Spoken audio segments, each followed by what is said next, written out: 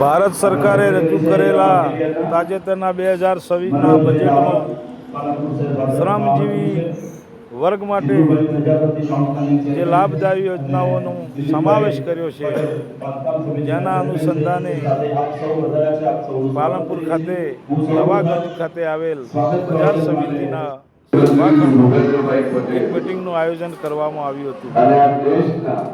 કાર્યક્રમમાં ઉપસ્થિત ધારાસભ્ય અનિકેતભાઈ ઠાકર, પાલનપુર નગરપાલિકાના પ્રમુખ ચિમનભાઈ સોલંકી, બજાર સમિતિ પાલનપુરના માજી ચેરમેન ફતાભાઈ દરિયા, પાલનપુર શહેર ભાજપ પ્રમુખ પ્રશાંતભાઈ ગોહિલ, મહામંત્રી જીતુભાઈ મોઢ, જીતુભાઈ પ્રજાપતિ, બજાર સમિતિના સેક્રેટરી હેમુભાઈ લો, બજાર સમિતિના ડિરેક્ટર દિનેશભાઈ જુવા, દિલીપભાઈ પટેલ નગરપાલિકાના કોર્પોરેટર તેમજ મહેન્દ્રભાઈ પટેલ, નામી અનામી યુવા કાર્યકર્તાઓ આગેવાનોએ